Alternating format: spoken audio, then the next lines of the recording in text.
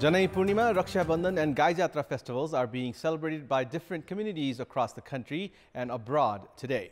These festivals are observed with the belief of purifying the soul to celebrate the bond of love and affection between brothers and sisters and to commemorate those who have passed away in the past year. Good morning, I'm Abheudaya Shrestha and these are the headlines of the hour. Janai Purnima, Raksha Bandhan and Gaijatra festivals being celebrated today by different communities at home and abroad.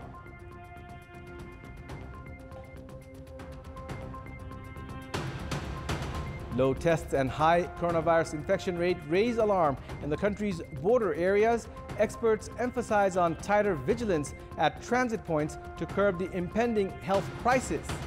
The United Nations chief calls for immediate end to all military activity around Europe's largest nuclear power plant in southeastern Ukraine. Moscow and Kyiv blame each other for renewed shelling.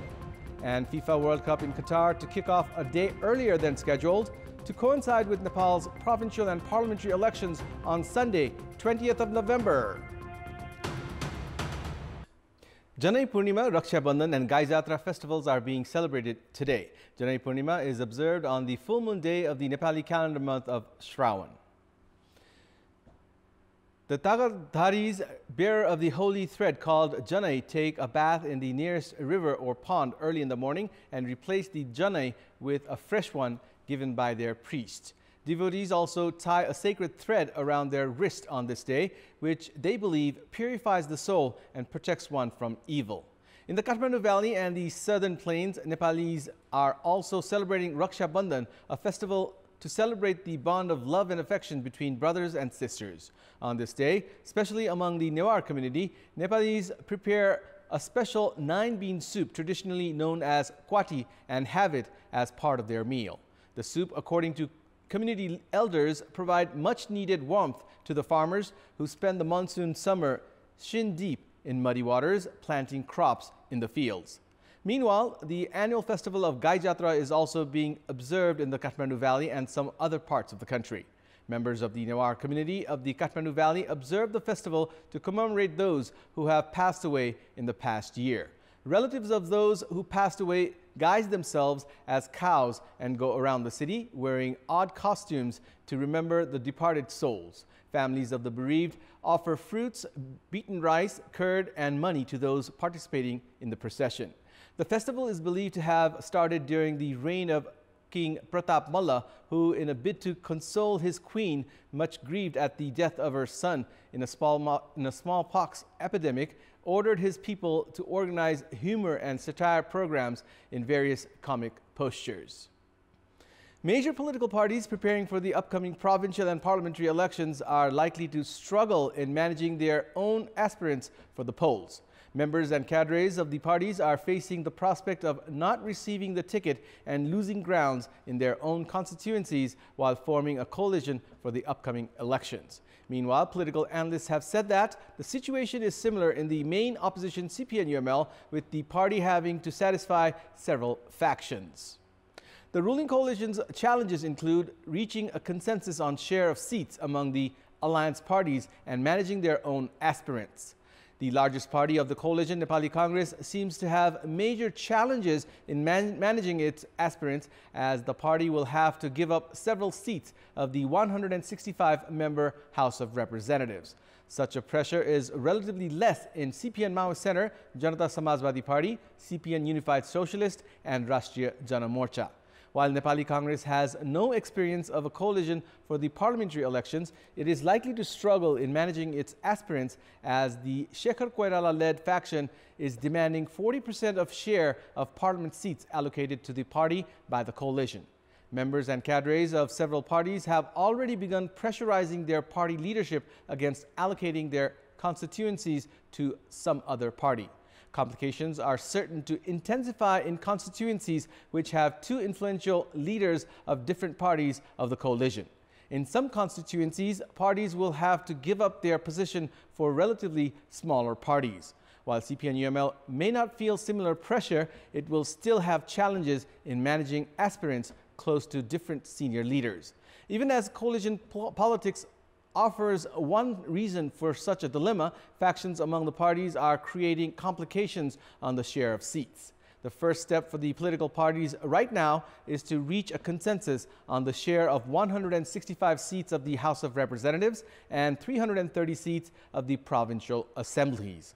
The parties will also have to face the risks of failing to address the requirements of aspirants who are denied tickets for the upcoming elections, as its impact could be directly seen on the poll results. Meanwhile, CPN-UML has formed what it has called a dedicated committee for the upcoming provincial and parliamentary elections under the leadership of party chairperson KP Sharma Oli. The meeting of the party secretariat held at the party office in Lalitpur yesterday decided to form a committee to deploy resources for the election led by Chair Oli and another committee to prepare a draft of the election manifesto. Addressing the meeting, Chairperson Oli termed the fast-approaching provincial and parliamentary elections very challenging.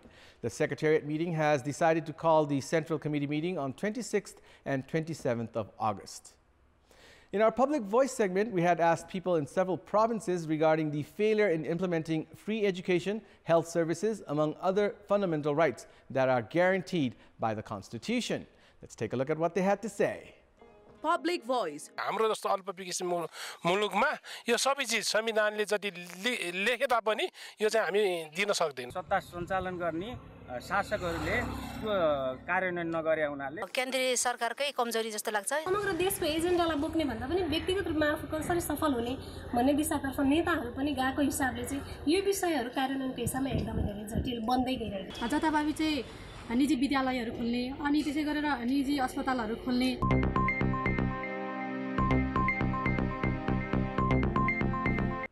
Around 700 people enter Nepal from Abheudaya transit in Abheudaya on a daily basis. However, only 200 to 300 people are tested for coronavirus. On average, 15 individuals test positive every day. Gaurifata transit in Kailali has reported of a similar rise in infection rates. Around 150 tests for coronavirus are conducted every day, while up to 20 reports return positive. Neighboring India in recent times has reported of more than 16,000 infections on a daily basis. The effects of COVID situation in India is being witnessed in Nepal as people travel across the open border of the two neighboring nations. The government has failed in maintaining border transits with an unhindered flow of infected individuals, some with symptomatic cases as well. Those individuals who test COVID positive are easily allowed to go home after advising them to adopt preventive measures. Despite the directive to isolate infected individuals in border areas, some holding centers are inoperational while others are yet to be constructed. The teethless examination for coronavirus in border territories and failure in abiding by preventive health measures have further fueled the risk of coronavirus transmission. The Ministry of Health and Population has warned of prolonged spell of the pandemic given the indifference towards preventing its transmission. Meanwhile, 5 people succumbed to coronavirus in the past 24 hours in the country yesterday. It's time now for our segment Public Pulse, where you text us with your opinion. Public Pulse.